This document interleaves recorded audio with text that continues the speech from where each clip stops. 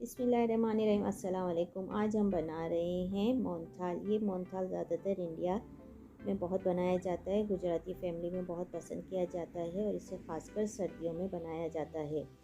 इसके लिए हमें ज़रूरत है मोटे बेसन की। मेरे पास मोटा बेसन नहीं था तो मैंने जो घर में बेसन अवेलेबल था उसी से बना लिया, लेकिन फिर भी बहुत अच्छा बना था।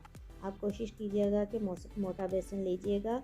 हमने 2 कप बेसन लिया, इसमें 3 चम्मच हमने मेल्टेड घी के डाले, 3 चम्मच नीम गर्म दूध के डाले और इसे अच्छी तरह से पहले चम्मच से मिक्स किया। फिर उसके बाद हाथों से मिक्स करके और हाथ के दोनों हथेलियों से वक्तन फ़वक्तन इसे मसलते गए और इसे तमाम आटे को देखें इस तरह से दोनों हथेलियों के बीच में रख के मसलिएगा, ताकि ये बेसन बिल्कुल जो इसमें गुठलियाँ होती हैं वो ख़त्म हो जाए और ये भुरभुरा सा हमें पाउडर हासिल हो। फिर इसके बाद हमने इसे हाथ से दबा दबा के बाउल में और ढक के 5 मिनट के लिए रेस्ट दे दिया था। जब अच्छी तरह से रेस्ट हो गया तो इसके बाद इसे हमने दोबारा एक बाउल लिया, उसमें से मोटे सुराख वाली यानी जो चावलों की छन्नी होती है वो रखी और ये थोड़ा थोड़ा बेसन डाल के हाथों की हथेलियों से और उंगलियों से इसे हमने मसल के और दूसरे बाउल में यानी छानते गए और ये नीचे शिफ्ट होता गया। देखें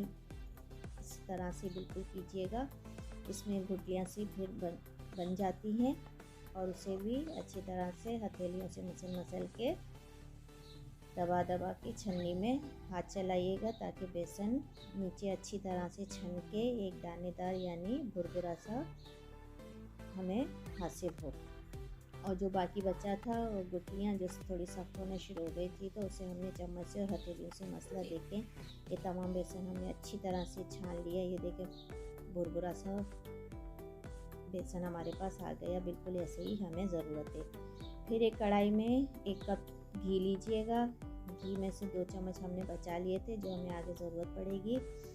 जब घी गर्म हो जाए तो इसमें जो बेसन हमने छान के रखा था उसे डालें और उससे अच्छी तरह से भुनें। उस वक्त तक भुनिएगा जब इसमें से अच्छी तरह से खुशबू आने लगे और इसका कलर चेंज हो जाए, और बिल्कुल हल्की आंच पे भुनिएगा, तेज़ आंच पे मत भुनना वरना ये जलना शुरू हो जाता है और आटे का जायका भी कड़वा होना शुरू हो जाता है। हल्की आंच पे थोड़ा टाइम लगता है लेकिन बहुत अच्छा मोहनथाल हमारे पास हासिल होता है। ये देखें ये इसी तरह से अच्छी तरह से भूनते जाए।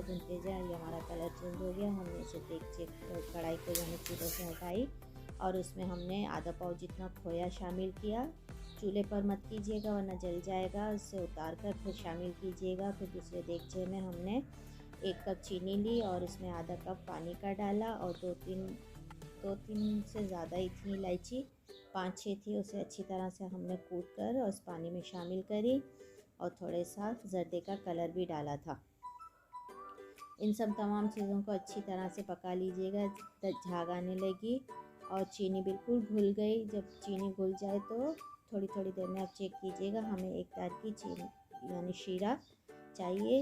ये देखें हमने दरमियान में जब इसे चेक किया तो ये 1 तार नहीं बन रही थी यानी तार टूट रही थी। फिर हमने इसे मज़ीद थोड़ी देर पकाया।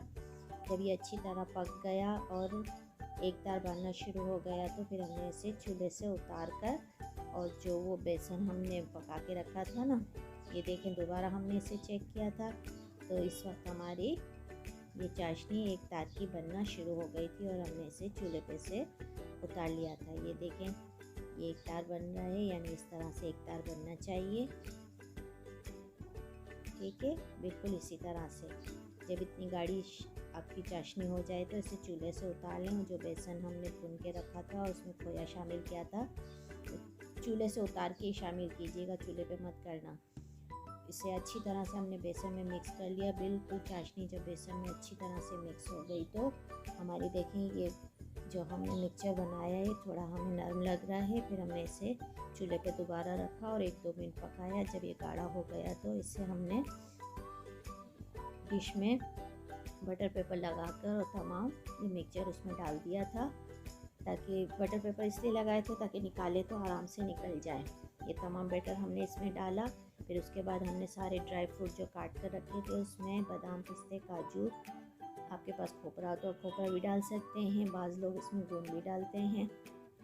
जो भी ड्राई फ्रूट आपको पसंद हो आप सब कुछ डाल सकते हैं इसमें। हमने बादाम पिस्ते और काजू डाले थे, इसे अच्छी तरह से डेकोरेशन किया और जब ये बिल्कुल ठंडा हो गया फिर हमने इसे बटर पेपर को बाहर निकाल के और अपने मनपसंद टुकड़े कर लिए थे। उम्मीद है आपको हमारी रेसिपी पसंद आई होगी। पसंद आए तो लाइक करें, शेयर करें और कमेंट्स करना तो बिल्कुल ना भूलिएगा। आपके कमेंट्स से